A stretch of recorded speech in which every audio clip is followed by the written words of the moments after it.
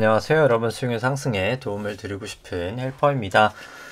지난 방송 때 사실 썸네일도 CA 3으로 이제 급락할 거다라고 말씀을 드렸었고, 사실 미국 증시도 그렇고 우리나라 증시도 그때 이후로 계속해서 급락을 보이고 있습니다. 오늘은 그나마 이제 좀 특히 이제 미국 선물이 반등을 보이고 있긴 하나, 저는 반등을 보이고 나서 결과론적으로 다시 한번 더 떨어지지 않을까 싶고요. 나스닥 100 기준으로 일단 한 11,800 정도까지는 아마 최소한 그 정도까지는 좀 빠지지 않을까. 일단 1차적으로 CA3이 아마도 못해도 그 정도는 가리라 생각을 합니다. 한 요 정도까지는 CA3이 일단 가리라 보고요. 이제 왜 그렇게 보는지는 조금 이따 설명드리도록 하고, 일단 진행 순서부터 좀 설명을 드리면은 오늘 증시 움직였던 거 같이 한번 보도록 하고요. 프로그램 매매 살펴보고 그 다음에 이제 코스피 200 선물, 코스닥 일중 수급 차트 같이 한번 좀 보도록 하고요. 그 다음에 이제 3월 선물 만기 이후로부터 현선물 수급 추이, 그리고 이제 연초 이후로부터 수급, 그리고 이제 2015년부터 누적적인 코스피, 코스닥 수급 같이 한번 간단하게 살펴보도록 하고요. 그 다음에 이제 밸류에이션 지표들 좀 먼저 보도록 하겠습니다. 이제 코스피, 코스닥, S&P 밸류에이션 지표인 일드갭과 이제 페드 모델로 같이 한번 밸류에이션 보도록 하고요. 그 다음에 이제 코스피, 코스닥 신용장고 추이 같이 한번 좀 보도록 하겠습니다. 그 다음에 이제 ISM 제조업, 비제조업, 수출액 같은 경우 간단하게만 살펴보도록 하고요. 그 다음에 일간 수출액 대비해서 코스피 시가총액, 그 다음 글로벌 GDP 대비해서 코스피, S&P, 그 다음에 이제 하이힐드 스프레드 같이 한번 좀 보도록 하고요. 그 다음에는 부동산 관련돼서는 특별하게 설명드릴 게 오늘은 없을 것 같아서 설명 생략하도록 하고, 그 다음에는 이제 통화량 지표 M2 대비해서 S&P, 나스닥 밸류에이션, 그 다음에 윌시어 5000, 그 다음에 GDP 이제 버핏 지수라고 하죠. 이제 윌시어 5000을 GDP로 나눈 거, 그 다음에 이제 미국 주택지수 이제 2월 데이터가 어제 발표가 됐기 때문에 S&P 대비해서 미국 주택지수도 같이 한번 좀 보도록 하겠습니다.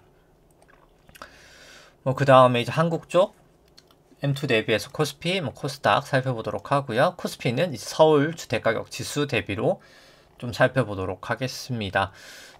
그 다음에 중국 쪽 계속 중요하기 때문에 이것도 반복되지만 간단하게만 좀 설명드리도록 하고요. 그 다음에 이제 매크로 이제 차트들 좀 기술적 분석 보기 전에 그냥 매크로 관련돼서 이제 왜 사실 계속해서 중요한 게 똑같은 말입니다만 QT랑 이제 왜 QT가 이제 되는지 이제 그런 부분이 가장 중요하거든요. 그래서 이번 금리가 과연 그냥 지금 물가가 고점 쳐서 진짜 이제 금리가 이렇게 쭉쭉 빠지면서 증시도 다시 좋아질 것인지, 소위 사람들이 말하는 증시가 그냥 이제 선반영이 됐다, 이 정도 빠졌으면 괜찮잖아 해서 정말 이제 반등을 할지, 이제 그 부분 좀 매크로들 같이 보면서 금리나 이런 거 좀 복합적으로 물가랑 좀 한번 좀 살펴보도록 하고요. 그 다음에 이제 기술적 분석 한번 좀 보도록 하겠습니다. 코스피, 코스닥, S&P, 나스닥, 비트코인부터 변동성 지수 등등등등등등 여기 있는 개별 종목들 다 같이 한번 살펴보도록 하고요.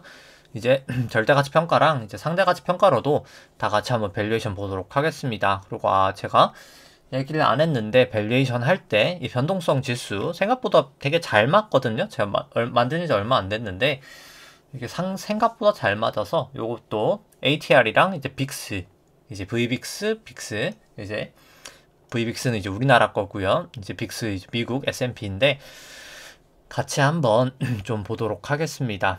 일단 처음부터 진행하면은 코스피 오늘 한 1% 정도 하락이 있었고요. 장 중간에는 더 빠지긴 했어. 거의 한 2%까지도 갔었다가 한 1%로 마감이 됐었고, 코스닥은 한 마이너스 1.6% 정도 하락이 있었습니다.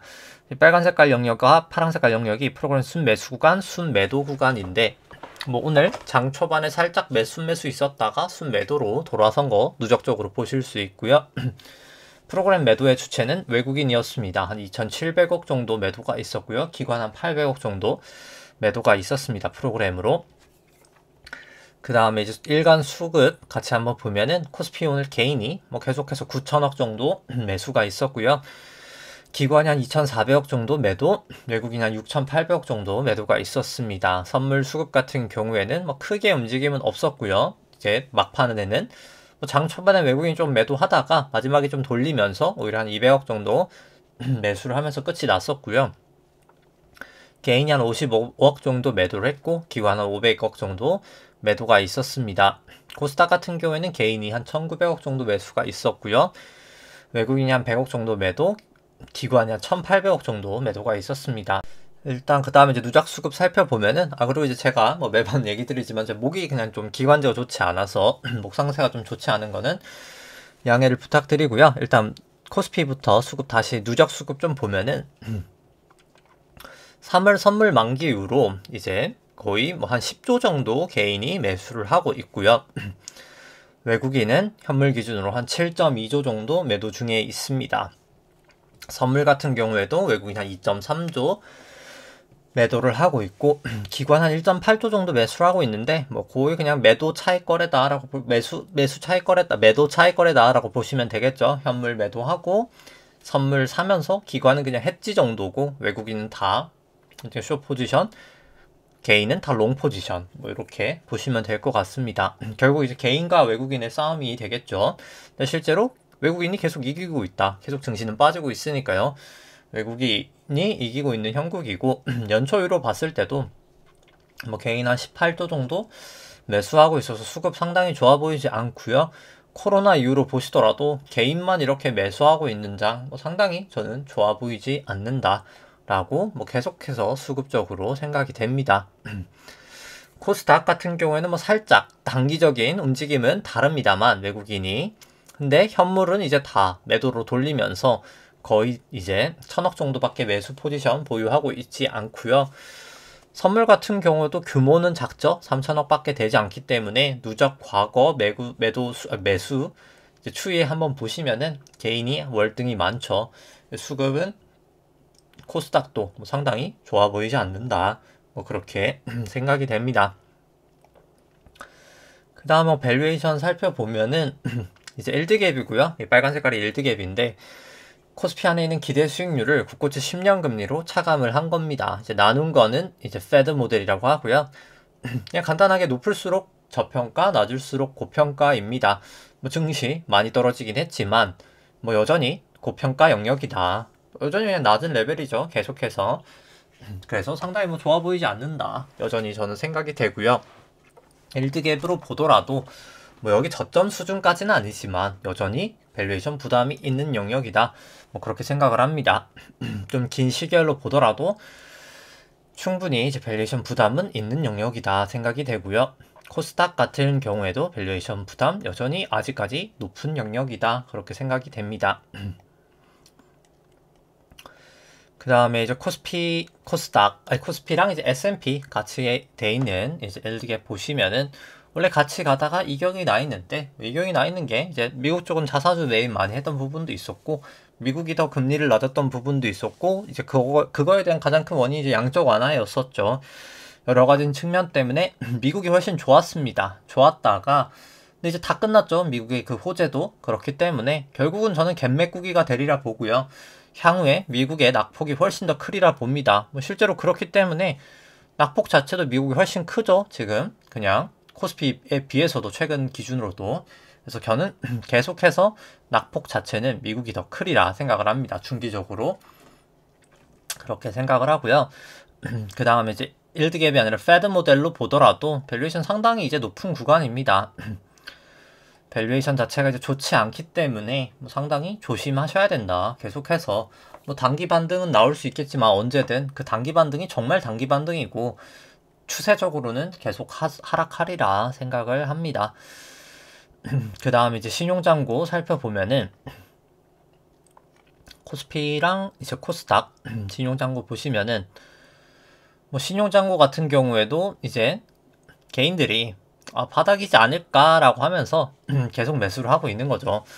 그래서 일단 합산 신용잔고 같은 경우에는 오히려 한 1,000억 정도 늘었습니다. 22조 한 거의 5,000억 정도 되면서 오히려 살짝 늘긴 했는데 어차피 신용장구 저는 고점은 쳤다고 보거든요. 고점 치고 어차피 단기 반등 이후에 다시 빠지리라 생각을 하면서 이거에 대한 아마 반대 매매가 뭐 생각보다 저는 여기서 점점 빠지면 빠질수록 와르르르 나오지 않을까 일단 생각을 합니다. 레벨도 너무 높다 신용장구 그렇게 생각해서 하고요. 그 다음에 신용장구를 이제 코스피 시총으로 나눈 수치 같은 경우에도 과거 고점들 다 끝이 안 좋았습니다. 이번에도 고점 치고 단기 반등 중인데 뭐 결국은 다시 빠지면서 빠지지 않을까 싶고요. 상당히 좋아 보이지 않는다. 어차피 이 매물들이 결국은 다 증시에 흘러나오게 될 것입니다. 이제 반대 매매로 신용장구 증감 속도도 결국 주추세는 빠지고 있는 추세고 이제 단기 반등 이후에 더 빠지면서 안 좋은 모습 나타내리라 보고요. 뭐 코스닥은 차트만 보여드리고 뭐 설명은 좀 생략하도록 하겠습니다. 그 다음에 이제 매크로 관련된 지표 좀 살펴보면은 수출액 전년동기비나 ASM 제조업, 비제조업 같은 경우에 여전히 아직 높은 레벨이긴 합니다. 높은 레벨이고 근데 다만 그냥 가속도가 떨어지는 거죠. 경기가 이제 좋아지는 속도가 떨어진다. 근데 경기는 좋다라고 봅니다. 저는 경기가 뭐 안 좋다라고 생각도 안 하고 앞으로도 뭐 그렇게까지 안 좋아질 거라고는 생각을 안 합니다. 근데 지금 같은 과열 경기는 아니고 그냥 완만한 정도 상승이고 그러니까 물가 대비해서는 완만한 상승, 물가가 높기 때문에 뭐그 정도가 나타나지 않을까. 그러니까 완전 뭐 침체를 바라보고 있진 않고요. 경기 자체는. 일간 수출액 같은 경우에는 이제 일간 수출액을 이제 코스피 시가총액으로 나눈 거는 과거 고점들 다 넘었다가 뭐 빠지고 있는 추세라 뭐 추세 여전히 좋아 보이지 않습니다. 그 다음에 이제 글로벌 GDP 대비해서 이제 코스피 S&P 밸류에이션도 과거 고점들 넘었다가 빠지고 있는 추세이기 때문에 여기도 여전히 좋아 보이지 않고요. 하일드 스프레드 같은 경우에는 다시 200이동평균선 넘어서고 120이동평균선도 다시 넘어섰고요. 52이동평균선도 다시 넘어섰기 때문에 뭐 계속해서 뭐 그렇게 좋아 보이지 않는다. 이제 위험 선호에서 위험 회피로 가고 있는 추세다. 계속해서 뭐 그렇게 생각을 합니다. 통화량 M2 대비해서 S&P 같은 경우는 높을수록 고평가, 낮을수록 저평가인데 뭐 여전히 높은 수준 조심하셔야 될 것 같고요. 나스닥도 마찬가지고요. 유일시어도 마찬가지입니다. 유일시어 5천 시총을 이제 GDP로 나눈 수치 같은 경우에도 빠지고 있는 추세긴 합니다만 이제 여전히 너무나 높은 레벨이다. 밸류에이션은 계속 높은 수준이다 라고 생각을 하고요. S&P를 미국 주택지수 이제 2월 수치로 나눈 값 고점 치고 내려오고 있어서 하향 추세다 라고 보여집니다. 그러니까 결국 주택에 비해서도 미국 주식이 더 많이 올랐던 거죠. 주식이 상대적으로 더 고평가라고 보여지고요. 코스피도 M2로 나눈 것 같은 경우에는 어이구 제가 이걸 안 껐는데 잠시만요. 이제 뭐 M2로 나눈 같은 경우에도 뭐 고점을 이렇게 치고 빠지고 있는 모습이라 좋아 보이지 않고요. 코스닥도 뭐 마찬가지로 좋아 보이는 모습이 아닙니다. 코스피도 똑같이 서울 주택가격 지수로 했을 때 여긴 좀 레인지가 좀 명확하죠. 고점 쳤었고 뭐 저점 같은 경우도 아직까지는 나타나지 않았다. 더 빠질 가능성이 저는 높다라고 보여집니다. 그 다음에 이제 중국 쪽 같은 경우도 뭐 중국 쪽은 제가 뭐 그냥 맨날 이제 M1 나누기 M2로 얘기를 드립니다. 이제 M1 나누기 M2가 파랑 색깔 선인데요. 그냥 간단하게 그냥 낮을수록 유동성이 없는 겁니다. 그래서 증시가 항상 이제 소위 골로 가거든요. 이때 골로 갔었고 이때도 낮을 때 이때도 낮을 때 결국 다 골로 가고 있는 중입니다. 뭐 우리나라 같은 경우 이제 매번 보여드리지만 우리나라는 제일 낮을 때가 당연하게 이제 IMF 때였고요. 두 번째가 2008년도 금융위기였었습니다. 그래서 근데 이제 M1 나누기 M2를 높이려면 어떻게 해야 될까라고 하면은 이 M1 증가량은 증가시키면 되거든요. 근데 이제 그러려면 그냥 돈을 이제 통화량을 많이 풀면 됩니다. 그러니까 돈을 찍으면 되는데 그럼 뭐 똑같이 그래서 사람들이 많은 게 중국 그냥 완화적인 통화 정책 하겠지 지금 경기도 안 좋은데 근데 이제 그게 그렇게 간단한 문제가 아닌 겁니다. 그러니까 완화적인 통화 정책이 전지전능하지 않거든요. 이제 왜 그런지 좀 설명을 드리면 왜냐면 이유가 있어야 되잖아요. 완화적인 통화 정책 하면 되잖아라고 하면 이제 그게 가능하다는 걸 일단 먼저 봐야 되겠죠. 이제 불가능한 거를 요청하면 안 되니까요. 그래서 완화적인 통화 정책을 할 수 있냐라는 상황을 한번 살펴보면은 과거 이제 이렇게 낮았을 때 M1 나누기 M2가 2015년 중반이죠. 실제로 M1 증가율이 급격하게 증가가 되면서 돈을 풀었다라는 시그널을 명확하게 줍니다. 근데 이번에 늘고 있긴 합니다. 늘고 있긴 한데 제가 봤을 때 과거처럼 이렇게 늘리긴 어려울 겁니다. 실제로. 각도 자체도 한번 꺾였죠 이번에. 근데 이제 왜 그럴 수밖에 없는지 좀 설명을 드리면은, 그 당시 2015년 중반 같은 경우에는 물가가 상당히 낮았습니다. 거의 저점 수준이죠. 그렇기 때문에 완화적인 통화 정책을 하더라도 부담이 없는 거죠. 물가에 대한 부담이 없으니까 완화적인 통화 정책을 해서 물가가 이렇게 올라가더라도 뭐 오케이였습니다. 근데 지금은 이미 물가가 높아져 있는 레벨입니다. 이렇게 바닥권이 아니죠. 근데 이 상황에서 이제 뭐 우크라이나 발도 있고 여러 가지 이슈로 물가는 더 올라갈 여력이 많은 상황에서 중국이 완화적인 통화 정책을 하면 물가는 이렇게 가겠죠. 아마 이 레벨을 넘어버릴 겁니다. 그럼 그때 이제 더 걷잡을 수가 없을 거거든요. 뭐 그렇기 때문에 중국 정부가 이러지도 저러지도 못하는 형국, 지금 중국 쪽은 그래서 계속 좀 저는 조심하셔야 된다, 이제 뭐 계속해서 이야기를 드리고 있습니다. 이때부터 거의 얘기를 드렸던 것 같아요. 이제 항상 계속 좀 조심을 하셔야 된다. 중국 쪽은 뭐 그렇게 생각을 하고요. 그 다음에 뭐 매크로 쪽 뭐 오늘 간단하게 살펴보면은, 뭐 오늘도 그냥 간단하게 이제 이 부분은 빠르게 좀 설명을 드리면 지금 사실 일어나고 있는 이제 경제 환경에 대해서 좀 이해를 하려면 이 QE 양적 완화랑 QT 양적 긴축에 대해서 좀 제대로 된 이해가 필요합니다. 제대로 된 이해라고 표현을 하는 거는 생각보다 이제 금융권에 있는 분들도 이걸 이해를 못하는 경우가 되게 많습니다. 그러니까 이해를 못한다기보다 그냥 모르는 경우가 많습니다.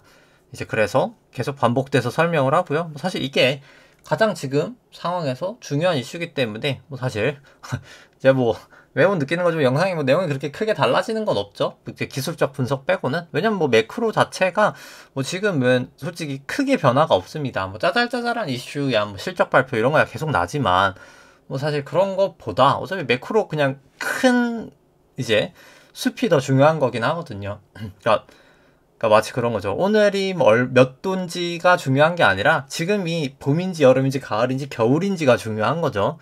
이제 당연히 여름이면 뭐 잠깐 뭐 추운 날도 있겠지만 추워봤자죠, 여름이. 겨울이 잠깐 더울 수는 있겠지만 겨울이 더워봤자죠. 이제 그렇기 때문에 결국 이제 주 추세가 가장 중요하기 때문에 일단 뭐 지금 뭐 QE, QT 이거 이해가 가장 중요하다고 보고요.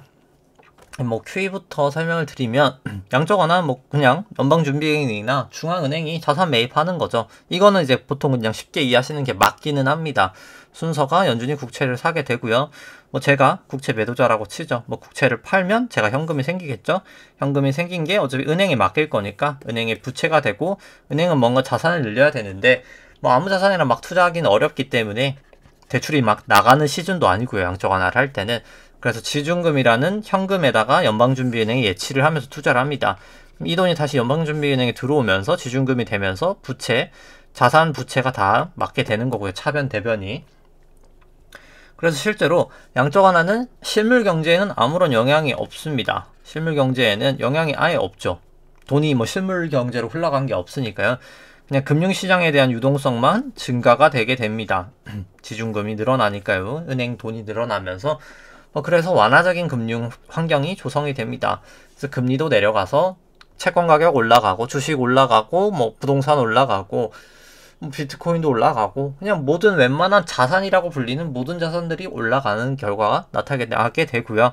양적 긴축이 되면은 그냥 뭐 역으로 이제 그렇게 생각하시는 거죠. 그냥 자산 축소 아닌가? 라고 생각하시지만 이때는 자산 축소가 아니긴 합니다. 그러니까 자산 축소는 그냥 결과가 자산 축소가 되는 거고요. 순서는 소비나 투자에서 시작이 됩니다. 저라고 생각해보죠, 이것도. 제가 소비나 투자를 위해서 100이라는 거를 대출을 했다고 생각을 해보죠. 100이라는 걸 대출을 했습니다. 그럼 은행에서 대출을 100 늘어야 되겠죠? 자산에서 대출이 늘고요. 은행 쪽에. 근데 현금으로 어차피 대출금을 줘야 될 거잖아요. 그래서 현금이 100이 줍니다, 지준금이. 그럼 연방준비은행에서 지준금을 이제 인출하는 거겠죠. 연방준비은행 부채가 줄기 때문에 자산이 줄어드는 이제 그런 구조입니다. 이 구조를 좀 잘 이해하셔야 될 필요가 있고, 이거는 이제 실물 경제에는 실제로 유동성이 보통 양적 긴축하면 유동성 축소래라고 하지만 실제로 유동성 축소가 아니라 실물 경제는 돈이 풀리죠. 제가 투자를 하거나 소비를 하게 돼버리니까요. 금융시장에 있던 돈이 실물 경제로 흘러가고 오히려 금융시장에 있는 돈은 떨어지는 그런 결과가 나타나게 됩니다. 그렇기 때문에 이 실물 경제에 돈이 흘러가기 때문에 사실 실물 경제의 인플레이션이 나는 구간은 이 양적 긴축 구간이고요. 이 QE 구간에서는 사실 실물 경제는 인플레이션이 발생 안 하고 금융시장, 자산시장에 대한 인플레이션이 발생되게 된다라는 걸 좀 이해를 하시면 좋을 것 같고 이해를 꼭 하셔야 됩니다. 이게 그 다음에 이제 연방준비은행이 또 이제 부채 계정을 알아야 될 필요가 있는데 이제 그거를 하기에 앞서서 이제 그럼 수요와 공급부터 다시 한번 살펴보죠. 결국 그냥 큰 그림부터 해서 살펴보면은 뭐 큰 그림 보기 전에 그냥 OECD 이제 경기 선행지수 한번 살펴보면은 일단 경기 선행지수는 다 떨어지고 있습니다. 제가 아까 말씀드렸다시피 경기에 대한 그런 모멘텀, 가속도 자체는 떨어지고 있는 게 분명하고요. 근데 이게 뭐 떨어진다고 제가 뭐 경기 침체를 바라보는 게 아니라 그냥 경기에 이제 올라오는 속도 자체가 줄고는 있다. 그러니까 과거에 200km 밟던 게 지금 한 100km, 70km 요 정도 밟고 있다. 뭐 문제는 없는 속도다. 뭐 그렇게 저는 생각을 합니다. 사실 경기 자체는 문제는 없고요. 이제 OECD 이제 소매 판매랑 산업 생산을 한번 좀 살펴보면은 이 소매 판매가 결국 수요고요. 글로벌 수요라고 보시면 되고 산업 생산이 이제 공급이라고 보시면 됩니다. 소위 이제 그레이드 인플레이션, 인플레이션이 많이 났던 이 70년도 구간에는 수요가 훨씬 더 강했죠. 실제로 공급보다. 그렇기 때문에 당연히 인플레이션이 나는 거죠. 사고 싶은 사람이 더 많으니까 높게 팔아도 되겠죠. 근데 이제 뭐 닷컴 버블 때나 2008년도 금융위기 때나 공급이 더 많았기 때문에 경기가 꺾이는 현상이 나타났습니다. 근데 지금 같은 경우에는 코로나 이후로 원래는 이렇게 같이 이동하다가 수요가 폭발적으로 증가하게 된 거죠. 공급은 그렇게 크게 증가하지 못했고요. 그냥 똑같은 상황인 거죠. 공급은 증가가 못 됐는데 수요가 폭증을 하다 보니까 이런 상황에서 이제 물가가 올라가는 게 나타나는 거죠. 이렇게 됐을 때 사람들이 하는 행동은 이제 대출을 하거나 소비가 증가를 하게 되는 거죠. 결국 수요가 증가되니까요. 이제 그래서 사람들이 실제로 소비도 하고 대출도 증가가 되게 됩니다. 이제 그 부분을 실제로 대출 증가율을 보면 알 수 있겠죠. 대출 증가율을 보시면은 원래 계속해서 코로나 이후로 이 대출이 감소를 하다가 2021년 약 5월 정도부터 대출이 증가를 하시는 것을 볼 수가 있습니다. 이 2021년 5월이 중요하고요. 이제 이 부채 계정을 설명할 때 이제 그 부분이 중요한데 결국 연방준비은행이 총 자산에 대해서 얘기를 많이 하죠. 이제 QE나 QT를 할 때 자산보다 사실 그 반대 계정인 QT가 아니죠. 이제 부채가 더 중요합니다. 어떻게 보면은 부채가 움직이기 때문에 자산이 움직이기 때문이죠. 이제 QT가 될 때는요. QE 때는 자산이 늘고 부채가 늘어나는 구조지만요. 이제 QT가 되는 시절에서 이제 반대가 되는 겁니다. 부채가 원인이 되고 자산은 결과가 되는데 그럼 부채가 뭔지를 알아야 되겠죠. 뭐 부채는 크게 네 가지로 구성이 됩니다. 유통통화, 그냥 이제 정말 프린트된 달러다 라고 보셔도 뭐 크게 무방하고요. 지급준비금은 아까처럼 은행이 맡긴 연방준비은행이 예치해 놓은 돈이다 라고 보시면 되고 재무부 일반 계정 같은 경우에는 재무부, 미국 재무부 우리나라로 치면 기재부죠.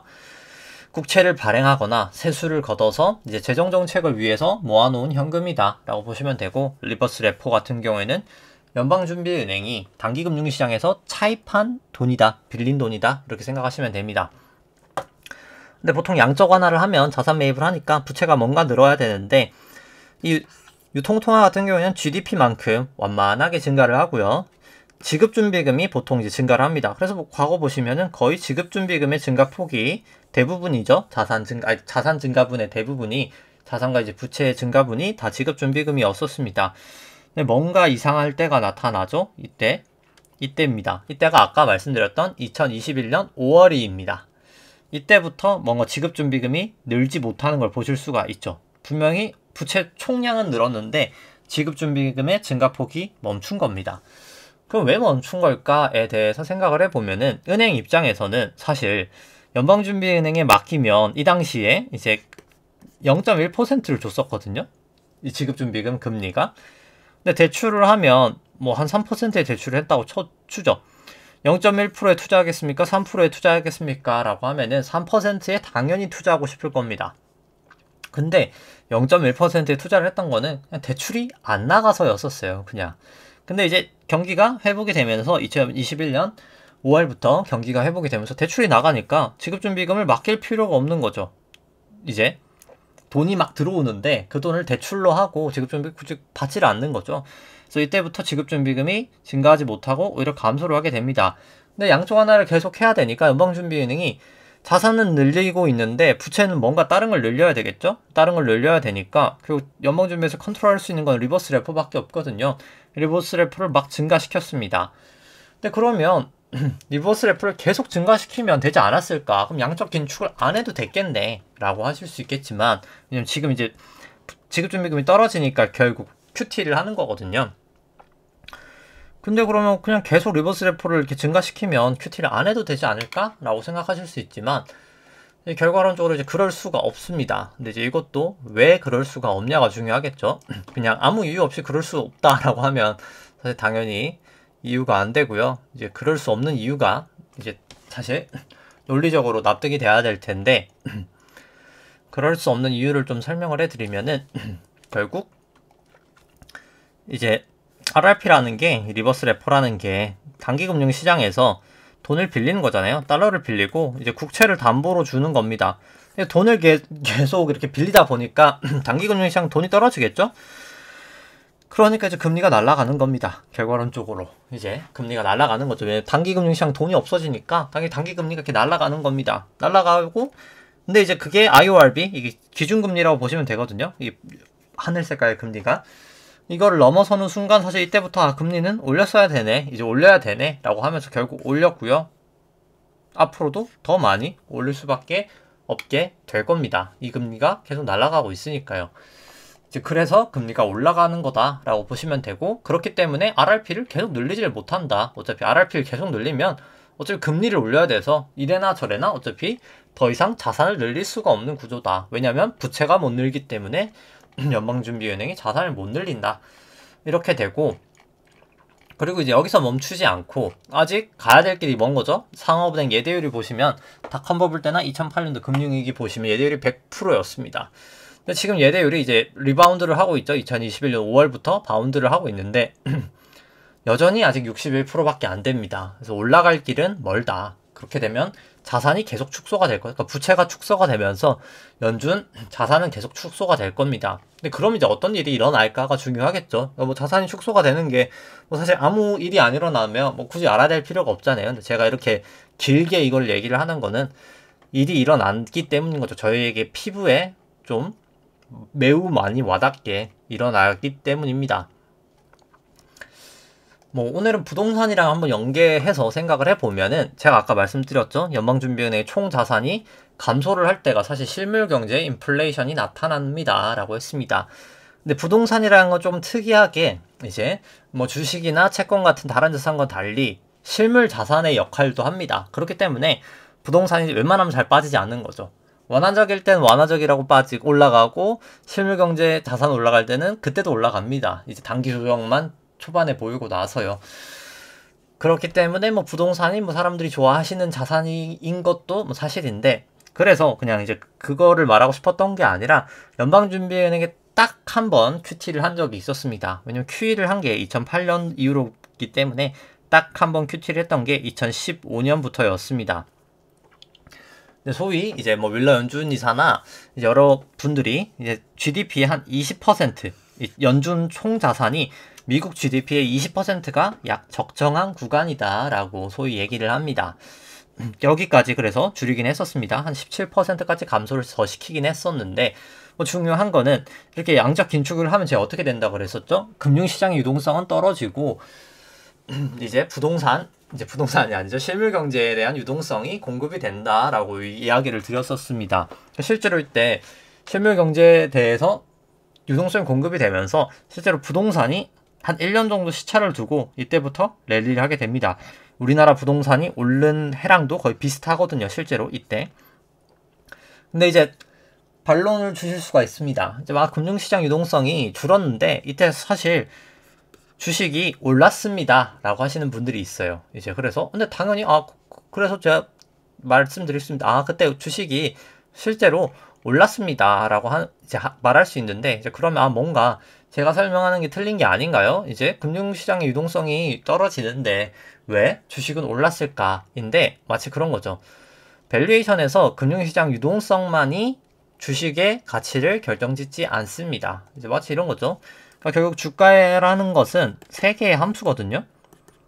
주가가 아니고 주가인데, 이게 결국 이제 뭐 실적, 이게 뭐 밸류에이션이라고 볼 수 있고요. 그 다음에 이제 성장률, 이제 할인율, 이렇게 세 가지로 볼 수가 있습니다.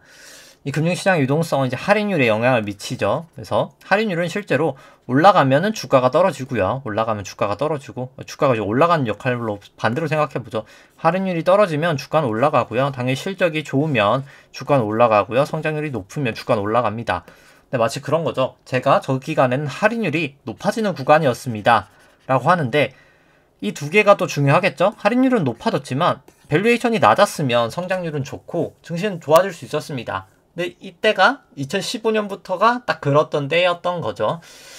이 펀은 이제 트레일링이니까 그냥 설명 생략하고 PBR로 살펴보면 실제로 2015년도 밸류에이션이 PBR로 한 2.8배밖에 되지 않았습니다. 지금은 주식이 많이 빠졌음에도 몇 배죠? 뭐 거의 4.2배 정도 되죠. 지금이 훨씬 더 비싸다, 그때에 비해서. 그래서 이 당시에는 주식 밸류에이션이 쌌기 때문에 당연히 할인율이 오름에도 주식이 올라갈 수 있었습니다. 근데 뭐 수익성도 봐야 되겠죠. 왜냐면 PBR과 이제 수익성의 매트릭스가 중요하기 때문에 PBR과 이제 ROE를 보면은 수익성은 거의 비슷했고요. 실제로 수익성은 비슷한데 당연히 PBR이 올라가니까 지금이 훨씬 더 밸류에이션이 고평가다라고 보실 수가 있습니다. 이제 이 얘기를 하다 왔는데, 그래서 결과론적으로 지금은 밸류에이션이 이미 지금 고평가인 상황이죠. 근데 그 상황에서 20%까지 내려가야 된다 했죠. 이만큼이 내려가야 되는데 연중 총자산 대비해서 GDP가 그게 감소해야 될 돈이 거의 한 4.4조 달러 정도 됩니다. 미국 기준으로만. 근데 이때 1.2조 달러 정도 감소할 때 제가 미국채가 30년이고요. 3.3%까지 갔었다 했었죠. 제가 그때 이렇게 얘기하는 게 미국채 10년이 약 1%대 때부터 얘기를 했는데 지금 벌써 2%가 넘었죠. 2%가 넘어서 2.8%를 지금 육박하고 있습니다. 아마 이게 내려가는 동안 미국채 금리는 중기적으로는 더 상승을 할 겁니다.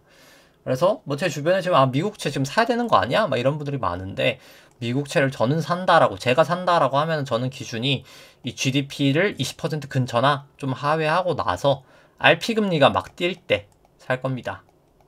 이게 이때 실제로 이제 RP 금리가 막 튀었거든요. RP 금리가 막 튀었다는 의미가 실제로 금융시장 유동성이 이제는 너무나 없다. 지금은 금융시장 유동성이 넘쳐나죠.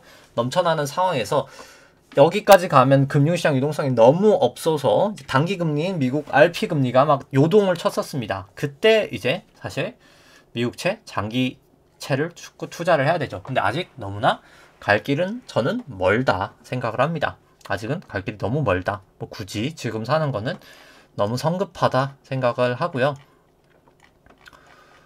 뭐 대부분 설명을 드린 것 같고, 그래서 이제 아까 얘기했었던 것처럼 막 금리 인상기에 사실 주식이 오르더라 라는 얘기는 뭐 전혀 맞지 않는 얘기입니다. 그러니까 주식이 금리가 오를 때 오를 수도 있고 내릴 수도 있다가 정확한 표현인 거죠. 왜냐면 주식에 의해서 그러니까 주가가 이제 결정되는 게 금리만이 아니라 금리랑 실적과 성장률을 복합적으로 봐야 된다.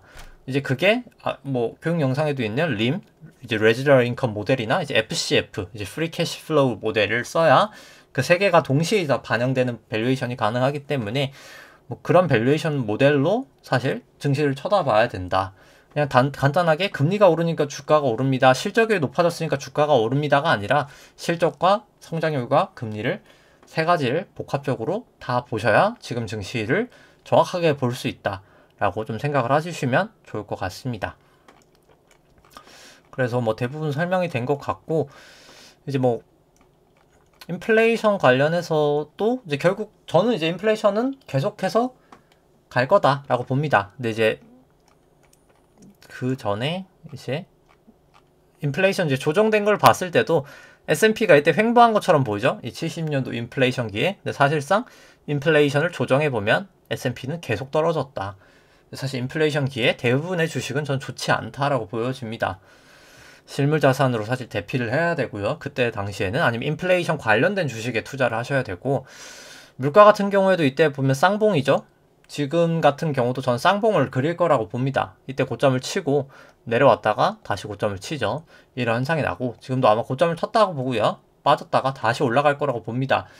이제 이때는 그냥 통화량 자체가 늘었던 이제 M1 자체 증가율에 의해서 물가가 튀었다라고 보시면 될 것 같고, 빠질 겁니다. 뭐 당연히 기저 효과가 있어서 물가가 계속 유지는 안 될 거라고 봐요, 저도.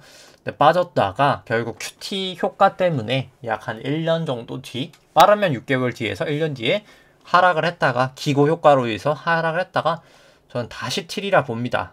이때가 이제 금을 팔아야 될 시기라고 봅니다. 저는 금을 파셔야 될 때가 아마 요때지 않을까 생각을 하고, 이제 뭐 대부분 매크로 관련된 설명은 좀 다 드린 것 같습니다. 이제 그 다음에 차트 부분 좀 설명하도록 하겠습니다. 뭐 여기 코스피 같은 경우에는 이제 코스피 200부터 보도록 하고요. 일단 뭐 코스피 200도 좀 장기 파동으로 먼저 보도록 하겠습니다. 이제 엘리어트 파동 이론으로 좀 먼저 살펴보도록 하고요. 1998년도 이제 외환위기 저점부터 해서 저는 이제 새로운 파동이 시작되었다라고 봅니다. 이제 닷컴 버블 때까지 1파, 닷컴 버블 하락이 2파, 그 다음 금융위기 전까지 상승이 3파, 금융위기의 하락부터 지루해졌던 이제 조정이 4파라고 보고요.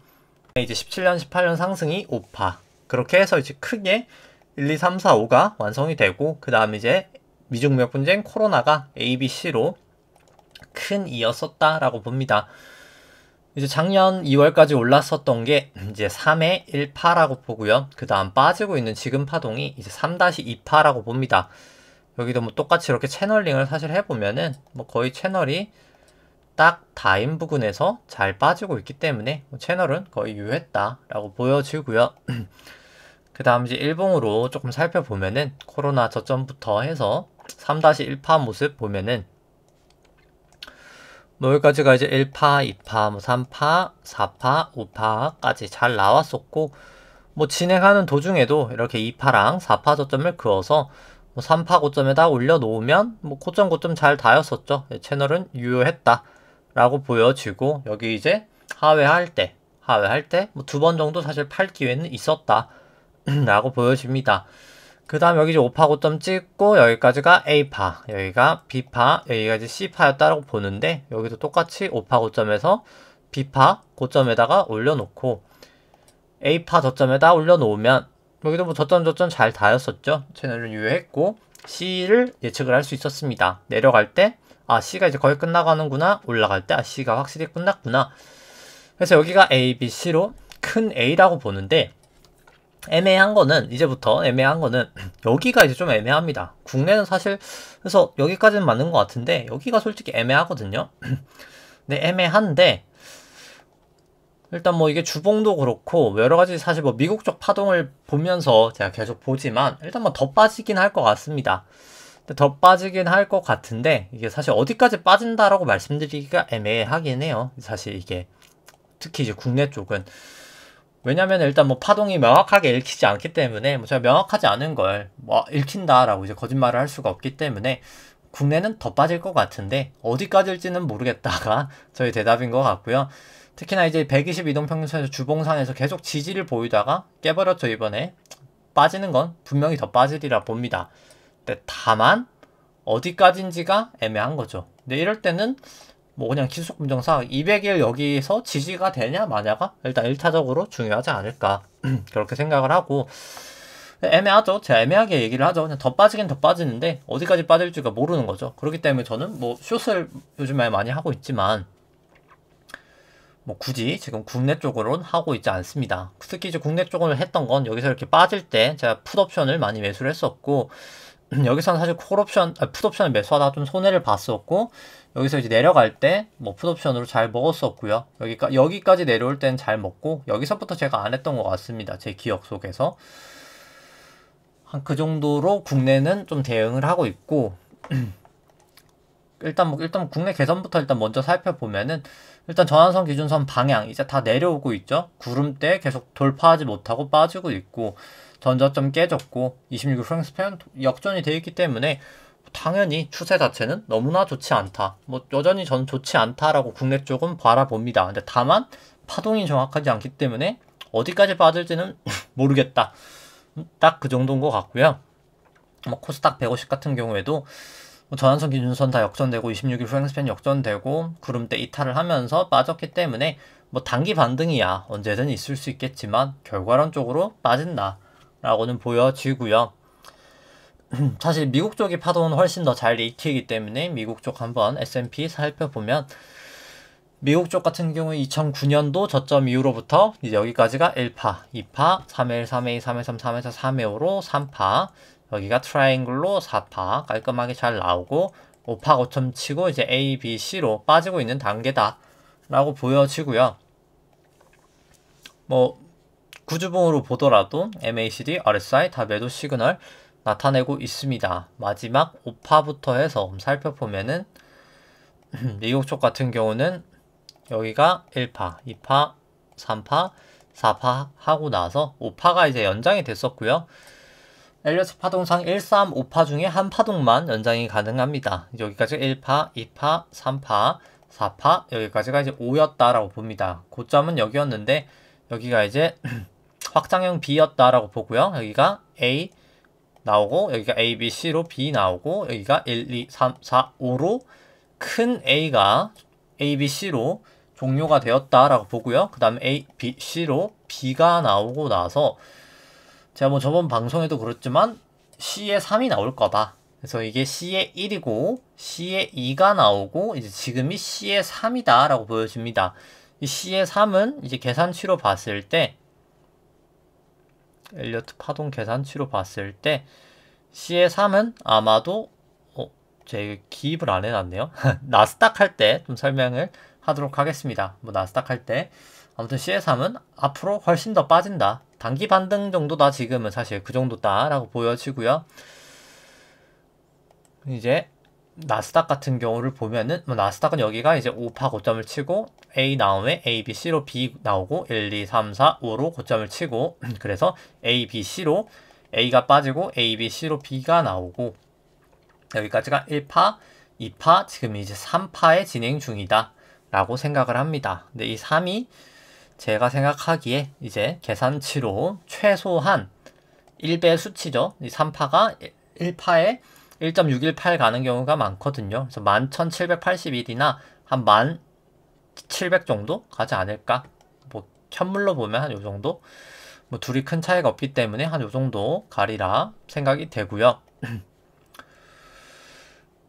그 다음에 일단 뭐 단기적으로는 지금 반등을 하고 있는데 뭐 이거 같은 경우 이제 분봉을 살펴보면 결국 이제 이거에 대한 하락의 되돌림이냐 그러니까 요거 지금 되돌리고 있죠.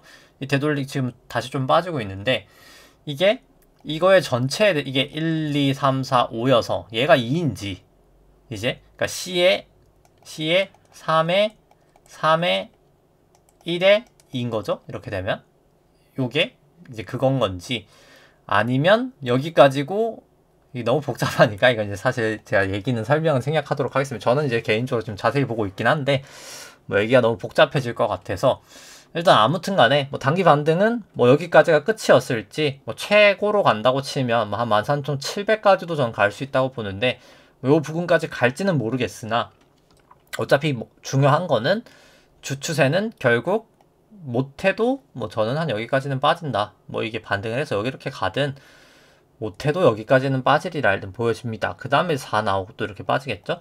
일단 뭐 3은 충분히 더 빠질 가능성이 매우 농후해 보인다 생각을 하고 그냥 목선으로 보더라도 마치 그런 거죠. 이제 이게 아까 이제 보여드렸지만 장기 추세로 한번 봐보죠. 이게 여기 1, 2, 3, 4인 거거든요. 이게 4인 건데 결국 여기서 4파 끝났으니까 여기 5파잖아요. 이제 여기서부터 그러면 채널을 그으면 되거든요. 여기서부터 여기가 이제 4잖아요. 4고 여기가 A파 저점인 거잖아요. 여기가 4랑 A랑 그으면 이제 C가 시작되는 부근을 알 수가 있습니다. 목선이 깨졌거든요. 정확하게 그어지진 않았지만 이렇게 정확하게 요 목선이 끊어졌기 때문에 일단 C는 명확하게 시작이 됐다라고 좀 보실 수가 있습니다. 그래서 일단 하락은 저는 좀 명확하다라고 봅니다. 개인적으로. 그렇게 생각을 하고요.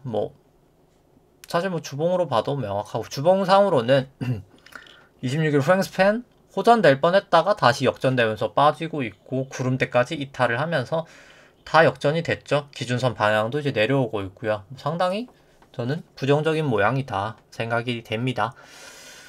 그 다음에 이제 비트코인 같은 경우에도 계속 얘기 드리지만 여기가 그냥 이제 1, 2, 3, 4, 5로 고점 치고 이제 아마 빠지고 있는 추세다. A, B, C 나오고 여기가 이제 B고 결국 C로 지금 내려가고 있는 단계다. 저는 그렇게 생각하면 여기도 똑같이 C의 1, C의 2, C의 3 정도로 빠지지 않을까. 저는 그렇게 보고요. 코스피 안에 있는 내저 변동성 V 코스피 같은 경우에도 변동성을 생각해볼까 설명을 안 드렸네요. 이제 요거 설명 빅스까지 보고 하면은 변동성은 제가 여기서부터 올라갈 거다라고 설명을 드렸었고, 저번 주에 실제로 날아가고 있습니다. 변동성 커지면서 26일 후행스팬까지 돌파가 됐기 때문에 중기적으로 저는 올라가리라 봅니다. 변동성. 빅스 같은 경우에도 26일 후행스팬 깨면서 구름대까지도 돌파됐기 때문에 잠깐 빠졌다가 올라갈 수는 있겠으나 결과론적으로는 올라간다라고 보고요. 아까 변동성 얘기를 안 했는데 ATR과 이제 빅스로 살펴보면은 ATR은 그냥 요렇게 구하는 수치고요. 이제 증권사 HTS나 여러 가지 지표로 다 보실 수가 있기 때문에 구하는 공식은 생략하도록 하겠습니다. ATR 이제 5일짜리랑 14일짜리고요. 빅스는 어차피 똑같이 빅스이기 때문에 그대로 보시면 됩니다. 이제 5일짜리 ATR을 10일 동안의 이동평균을 구한 거고요. 보라 색깔이 ATR과 빅스고 10일이 이제 검은 색깔이 이동평균선이다 라고 보시면 됩니다. 보라색이 위에 있으면 숏을 쳐야 되는 구간이고요. 보라색이 밑에 있으면 롱을 쳐야 되는 구간이다. 그렇게 생각을 하셔도 될 것 같은데 5일치로 봤을 땐 여기서 숏을 쳐야 된다고 했고 실제로 숏을 치면은 돈을 크게 벌 수 있는 상황이었습니다. 실제로 빅스나 똑같은 거죠. 나스닥이나 둘 다 코스피나 마찬가지로 보실 수 있고 14일은 조금 더 사실 완만하기 때문에 조금 더 추세는 느리지만 이제 페인팅이 안 걸리는 거죠.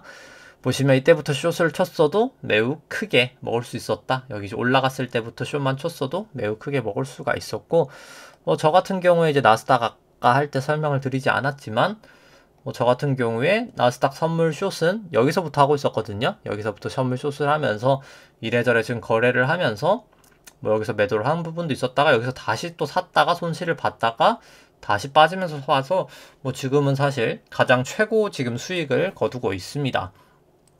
사실 수익은 어마어마하게 났고요. 지금 거의 한 수십 배 정도 낮다라고 보시면 됩니다. 왜냐면 선물 옵션 같은 경우 레버리지가 워낙 크기 때문에 아마 생각하시는 것보다도 훨씬 더 크게 버셨다라고 생각을 하시면 될 것 같습니다.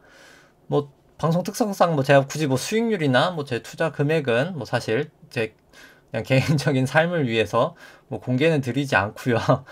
믿고 안 믿고는 자유다. 왜냐면 어차피 제가 미리 다 뭘 사고 있는지 하고 있는지는 제가 다 공개를 하고 있기 때문에 어차피 제 뉘앙스에 지금 숏을 쳐야 될지 롱을 쳐야 될지는 제가 방송에서는 명확하게 그래도 구분을 하잖아요. 애매할 때는 애매하다고 하고 실제로 성과는 매우 많이 잘 나고 있습니다. 계산을 해보지 않았지만 아주 두 자리 배수대로 잘 나오고 있고요.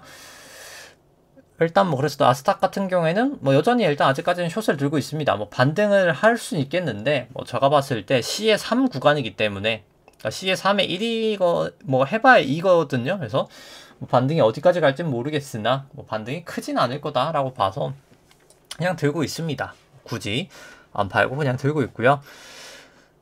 이제 필라델피아 반도체 지수가 사실 우리나라 분들이 3배짜리 많이 사셨는데 손실이 가장 크겠죠. 이제 3배짜리 사셨는데 사실 파동을 좀 본다고 하면은 이게 아마 A고 이게 A, B, C로 B고 지금이 이제 아마 C의 1, C의 2, C의 3이기 때문에 하락은 저는 끝이 아니다. 사실 계속해서 떨어질 거다. 그렇게 생각을 합니다. 뭐 제가 이제 뭐 아까 선물 얘기했던 것도 선물로 수익이 크게 났지만 뭐 저야 경험이 많기 때문에 이제 레버리지로 사실 베팅을 하는 거지만 절대 경험이 없을 때 선물 옵션을 하시는 건 전혀 추천드리지 않고요. 기본적으로 선물 옵션은 해지가 목적입니다. 그래서 기초적일 때는 사실 경험이 쌓이기 전에는 내려갈 것 같다 라고 하면은 그냥 내가 가지고 있는 주식이 뭐 100억이다 라고 하면 100억이 내려가지 않게 하는 숏 포지션을 딱 100억 취하면은 플러스 100억 마이너스 100억 되니까 뉴트럴한 포지션이 딱 0원이 되겠죠. 이제 그렇게 해지를 하는 게 기본이고 뭐 그러다가 이제 뭐 저처럼 기술적 분석이나 파동이나 매크로나 이런 걸 다 밸류에이션을 보는 상황에서는 뭐 그때 조금씩 늘려 가셔야지 뭐 처음부터 파생을 하면 뭐 제 주변에도 그렇지만 대부분이 끝이 좋지 않더라. 뭐 그렇게 생각을 합니다. 이제 보통 제 주변에서 파생을 하시다가 떠난 분들이 생각보다 많고요. 그래서 그런 전철을 밟지 않으려면 기초부터 차근차근 하고 나중에 이제 좀 이제 공격적으로 하시는 거를 추천을 드립니다. 뭐 니케이 같은 경우에도 낙폭 자체를 오늘 많이 되돌리긴 했죠. 2.3% 하다가 4% 빠졌다가 하는데 뭐 그럼에도 불구하고 구름대 안으로 들어오진 못했죠. 전환선 기준선 방향도 다 떨어지고 26 프랑스팬도 역전이 되어 있고요. 뭐 결과적으로 단기 반등이 어디까지 나올지는 모르겠습니다만 여기를 넘지는 못하고 저는 빠지리라 봅니다. 이제 그렇게 생각을 하고요. 유로스톡스 같은 경우에도 뭐 결과론적으로 더 빠질 겁니다. 이제 C의 1, C의 2, C의 3에 어딘가를 가고 있다. 뭐 조정이 단기 반등이 어디까지 나올진 모르겠으나 어차피 더 빠진다. 뭐 그렇게 생각을 하고요. 뭐 특히 이제 러시아가 이제 가스관들 끊고 있죠. 이제 사실 우리나라가 이제 친미 국가잖아요. 이제 뭐 내가 친미가 나쁘다고 얘기하는 게 아니라 뭐 우리나라 당연히 정책상 전 친미가 맞다고 생각을 하고 이제 왜냐면 뭐 국가 이제 위치상 어쩔 수가 없다고 보긴 하거든요. 우리나라가 이제 뭐 그런 왜냐면 바로 위에 이제 공산 국가를 가지고 있기 때문에 당연히 뭐 아주 너무 맹목적인 그런 친미는 안 되겠지만 이제 합리적인 저희가 이제 실리를 추구할 수 있는 당연히 이제 미국과의 정책은 필요한데 뉴스는 조금 걸러 들으셔야 될 필요가 있습니다. 이제 그러다 보니까 너무 이제 막 러시아가 완전 패망할 것 같이 당장 막 내일이라도 망할 것 같은 그런 이제 뉴스가 많이 나오는데 실제로 뭐 자세하게 뭐 얘기를 드리겠네 복잡한 내용이고 오래 걸리겠지만 뭐 실제로 지금 러시아가 그렇게까지 밀리고 있지 않거든요. 전쟁이 밀린다는 게 아니라 지금 그 제재의 영향을 크게 받고 있지 않습니다. 뭐 아시는 분들은 아시겠지만 그렇기 때문에 이제 사실 천연가스 비중 자체가 러시아는 크지가 않거든요. 제 지금 기억이 가물가물한데 러시아 총 매출에서 한 15%? 뭐 이렇게밖에 안 될 거예요. 근데 유럽에서는 50%가 넘거든요. 러시아 끊으면. 그래서 특히 막 독일 이런 데는 거의 막 70%, 막 60% 되기 때문에 난리가 납니다. 나라가. 그렇기 때문에 사실 유럽 쪽도 지금 상당히 리스크가 있을 수 있다. 그렇게 보시면 될 것 같고 러시아 석유는 인도랑 중국이 많이 사가고 있기 때문에 뭐 지금 이제 제재가 되더라도 생각보다 지금 영향은 크지 않다. 이제 그렇게 보실 수 있습니다. 생각보다 뭐 제가 봤을 때 문제가 쉽게 해결될 것 같지는 않다. 이제 그냥 이제 세계화가 깨지면서 두 집 살림이 되는 거죠. 세계가 이제 친미 국가들 라인, 공산 국가들 라인 그냥 그 안에서 실리를 추구하는 나라, 이제 뭐 인도 같은 나라, 대부분의 나라는 사실 우리가 알고 있는 거와 달리 실제로 한 70% 정도의 국가는 실리를 추구하는 나라에 포함이 되고요. 미국과 이제 공산 국가가 15% 정도라고 보시면 됩니다. 뭐 다들 이제 반 러시아라고 생각하시지만 실제로 전 세계에서 70% 국가는 미국 제재에 동참하고 있지 않다. 라고 실제로 통계적으로 보시면 될 것 같습니다. 한 60에서 70 정도다 라고 보시면 됩니다. 아무튼 이제 네 유럽 쪽도 뭐 그런 이유로 저는 좋지 않을 거다. 물론 뭐 그걸 떠나서 그냥 파동상으로도 좋아 보이지 않는다 생각이 되고요. 그 다음에 이제 항생 같은 경우도 뭐 반등을 보이고 있긴 합니다. 아주 단기적으로. 근데 이제 결국은 좋지 않을 거다. 어차피 중국 쪽은 계속 좋아 보이지 않는다 생각을 하고요. 상해 종합 같은 경우도 뭐 오늘 반등을 했지만 뭐 결국 단기 반등 이후에 저는 다시 더 빠지지 않을까 생각을 하고요. 달러 인덱스는 점점 계속해서 날아가고 있습니다. 이제 뭐 경기 침체 우려까지 겹쳐지면서 계속 날아가고 있고요. 뭐 굳이 일단 추세를 거스를 필요는 없다. 아직까지는 추세가 좋다. 달러원도 마찬가지입니다. 아직까지 추세는 살아있다. 뭐 굳이 하방에 걸 필요 없다인 것 같고요. 뭐 WTI는 아직까지는 뭐 지지부진합니다. 뭐 특별하게 추세가 이제는 롱 추세는 아닌데 그냥 그렇다고 아주 하방 추세도 아닌 굳이 근데 괴선으로 봤을 때는 하방에도 가까워 보인다. 이제 그 정도인 것 같고요. 금도 어차피 실질금리랑 반대로 가기 때문에 실질금리가 계속 올라가고는 있는 추세긴 하거든요. 지금 좀 약간 주춤하긴 합니다만 결과론적으로 전 한 최소 1%까지는 가리라 봅니다. 10년물 기준으로. 그렇기 때문에 금이랑 실질금리는 반대로 움직이기 때문에 저는 금은 결국에는 빠지리라 봅니다. 빠지고 나서 매수를 해야 된다 생각을 하고요. 우리나라 국고채 10년 금리 잠깐 조정을 보이고 있고 단기 조정은 좀 더 있으리라 봅니다. 그 후에 반등하리라 보고요. 미국채 금리도 조정을 보입니다만 조정 보이고 다시 반등하리라 생각을 합니다. 이제 키스코홀딩스 같은 경우도 계속 200일 이동평균선에서 저항을 보이죠. 저항을 보였다가 뭐 저는 그 다음에 이제 가지 않을까 뭐 그렇게 생각을 하고요. 여기 이제 뚫냐 마냐가 되게 중요합니다. 제가 봤을 때 200 이동평균선 뚫는 게 중요합니다. 중요할 것 같고요.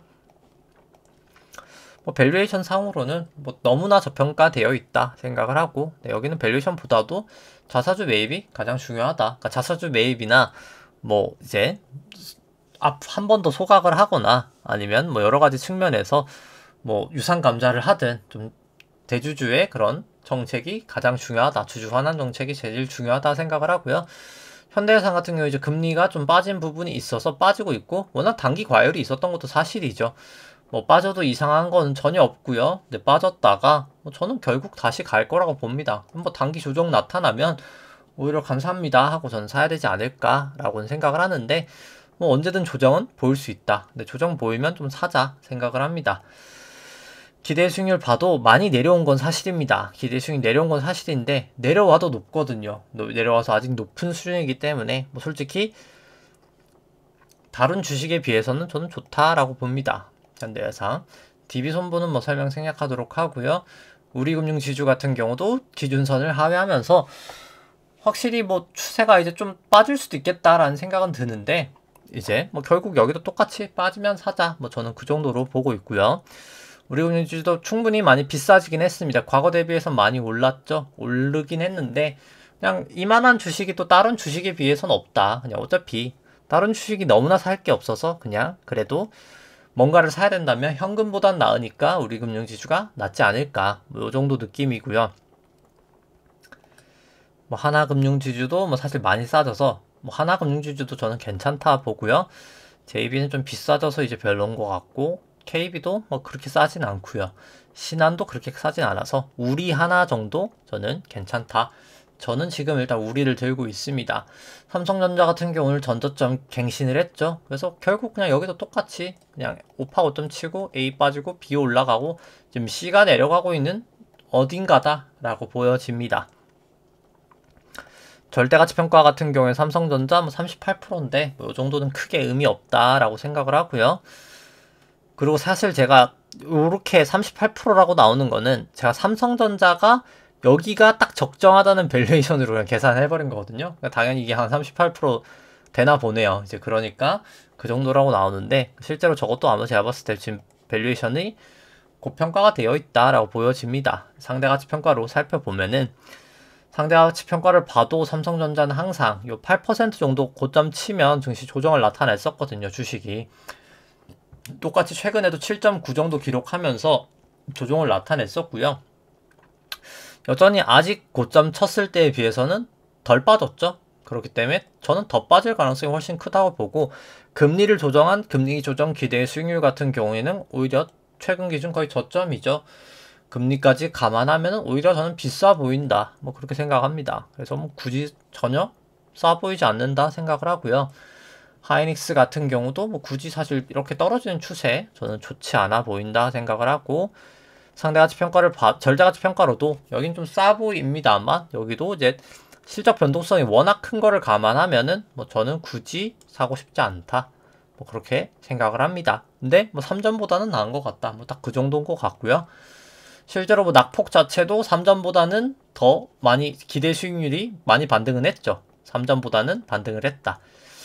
근데 그럼에도 불구하고 아직 갈 길은 조금 더 있어 보인다. 뭐 굳이 사고 싶은 밸류에이션 정도까지는 아니다 생각을 하고요. 금리도 마찬가지고요. 금리 조정했을 때.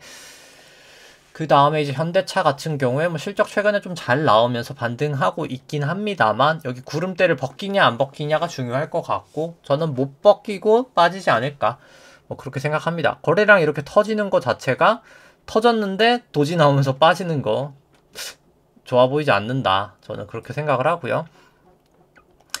그 다음에 이제 여기 밸류에이션 절대가치 평가를 봐도 저는 비싸 보인다. 사실 현대차는 저는 비싸다라고 그냥 생각합니다. 비싸다라고 생각을 하고 상대가치 평가로도 비싸다. 이 정도 밸류에이션이면 뭐 엄청 비싼 것까지는 아닌데 솔직히 현대차가 상대가치 평가로는 그래도 저는 비싼 편이다 라고는 생각을 합니다. LG화학 같은 경우에도 여전히 떨어지는 칼날 굳이 잡고 싶지 않다 생각을 하고요. 절대가치 평가로 봐도 그냥 거의 적정한 밸류에이션이다. 지주사 할인까지 가면 뭐 굳이 사고 싶지 않다 이고 다만 상대가치 평가로 봤을 때는 꽤나 빠진 것도 사실이다 라고 생각하지만 금리 조정했을 때는 굳이 사고 싶지는 않다. 뭐 이 정도 밸류에이션인 것 같고요. 롯데케미칼도 신저점 기록하면서 굳이 이제 떨어지는 칼날을 잡을 필요는 없다. 계속해서 생각을 합니다. 다만 뭐 밸류에이션은 점점 싸지고 있긴 하다. 인 것 같고요. 상대가치 평가도 점점 싸지고 있으나 뭐 굳이 추세가 떨어지는 칼날을 저는 잡을 필요는 없다 생각을 하고요. 효성화학 같은 경우도 전저점 나타나면서 더 빠질 거라고 봅니다. 그래서 밸류에이션 여기는 싸거든요. 엄청 싸서 계속 제가 잘 지켜보고 있는데 뭐 굳이 떨어지는 걸 살 필요 없죠. 그래서 그냥 지켜만 보고 있다 라고 이해해 주시면 될 것 같고 상대가치 평가는 솔직히 이 정도 레벨이면 싼 건데 뭐 굳이 더 떨어질 것 같은데 살 필요는 아직까지는 없겠죠. 이제 지켜만 보고 있고요. 그 다음에 솔직히 이제 GS는 저는 좀 매우 괜찮다 생각을 하고 GS 같은 경우도 뭐 저는 결국은 올라간다. 뭐 빠질지 안 빠질지는 모르겠지만 단기 추세야. 뭐 결국에는 올라간다. 뭐 그렇게 생각을 합니다. 절대가치 평가를 봐도 충분히 매력적인 밸류에이션이고요. 상대가치 평가를 봤을 때는 뭐 엄청나게 매력적인 밸류에이션이기 때문에 여기는 금리를 조정해도 쌉니다. 심지어 금리를 조정한 게 다른 회사들 금리를 안 조정한 거랑 거의 뭐 비슷하기 때문에 뭐 어마어마하게 저평가가 되어 있다. GS는 지금 뭐 업황도 좋고 뭐 여러모로 저는 참 좋지 않나 생각을 합니다.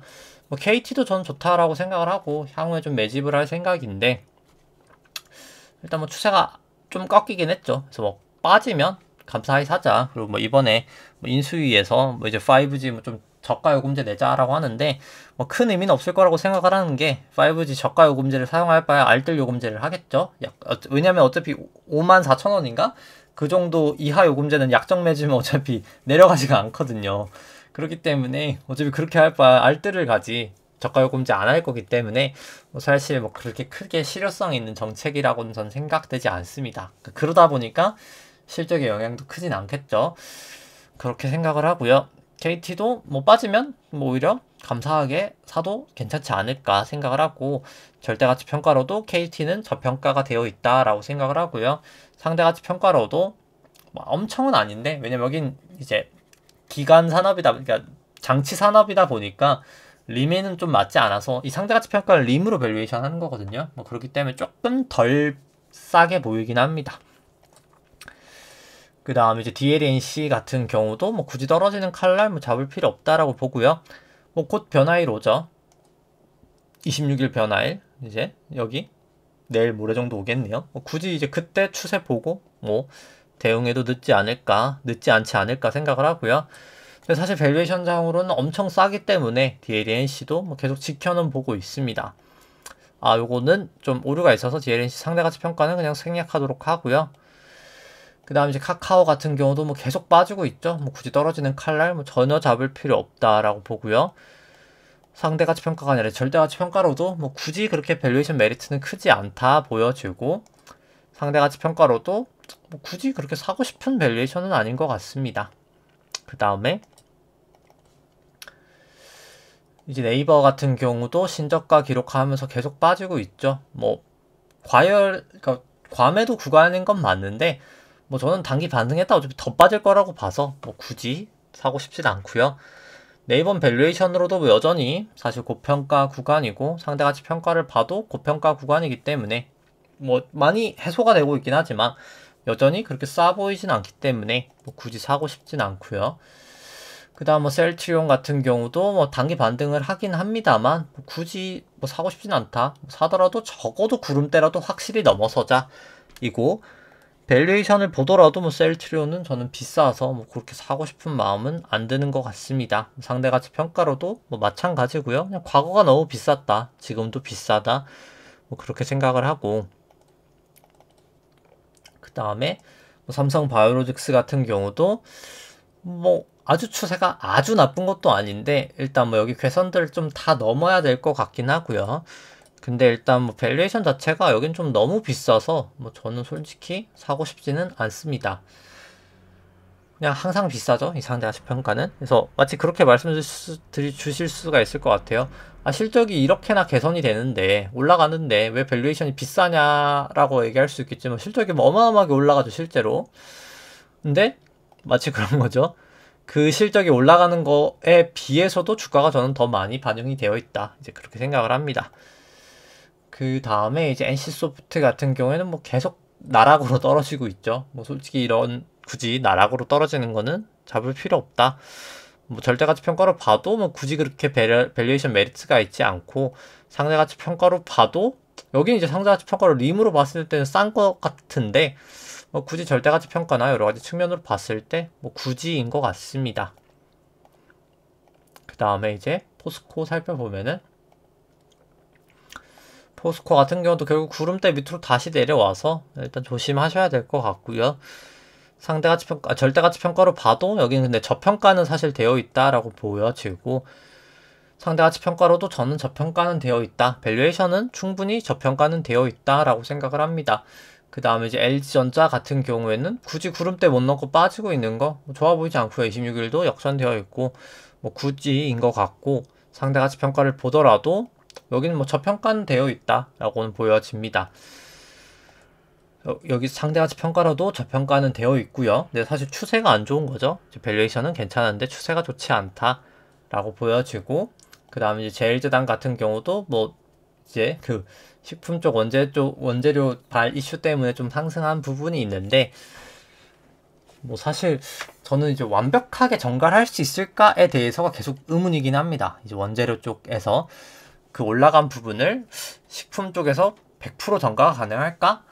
라고 했을 때 쉽지 않아 보여서 막 그렇게 엄청 좋아 보이진 않은 것 같긴 합니다.